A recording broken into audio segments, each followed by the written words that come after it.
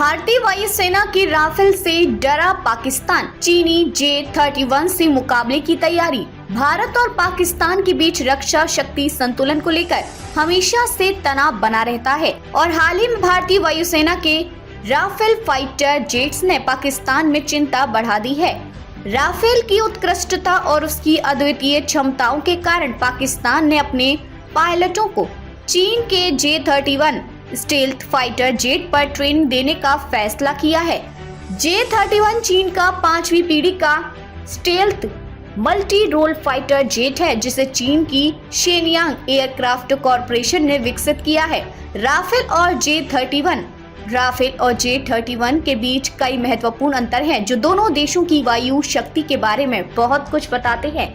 Rafale का अधिकतम take off वजन 24,500 किलोग्राम है, जो यह 1912 किलोमीटर प्रति घंटे की रफ्तार से उड़ान भर सकता है, जबकि J-31 का अधिकतम टेक ऑफ वजन 28,000 किलोग्राम है और यह 1400 किलोमीटर प्रति घंटे की रफ्तार से उड़ान भरता है। राफेल की कॉम्बैट रेंज 1800 किलोमीटर है, जबकि J-31 की कॉम्बैट रेंज सिर्फ 1200 किलोमीटर है।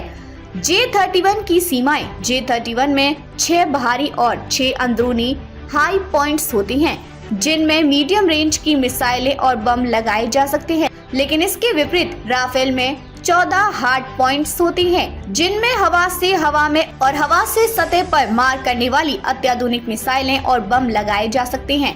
इसके अलावा राफेल में परमाणु मिसाइल लगाने का विकल्प भी है, जो J-31 में नहीं है। भारत की भविष्य की तैयारियां। भारत वर्तमान में अपने स्वदेशी fighter jet AMCA advance medium compact aircraft पर काम कर रहा है, जो भविष्य में भारत की वायु शक्ति को और भी मजबूत करेगा। AMCA की गति 2600 किलोमीटर प्रति घंटे की रफ्तार होगी और इसकी कॉम्बैक्ट रेंज 1620 किलोमीटर होगी।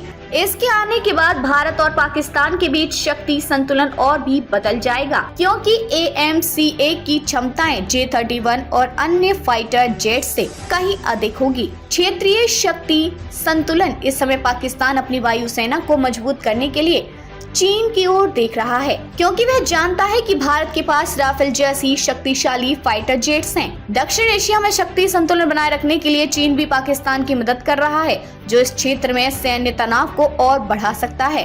भारत के पास वर्तमान में राफेल, तेजस और अपग्रेडेड सुखोई 30 NKI जैसे फाइटर जेट्स हैं, जो उसे दक्षिण एशिया में एक मजबूत वायु शक्ति बनाती हैं। भविष्य में AMCA के आने के बाद भारत की वायुसेना और भी अधिक ताकतवर हो जाएगी, जिससे पाकिस्तान और चीन के लिए यह बड़ी चुनौती साबित हो सकती है।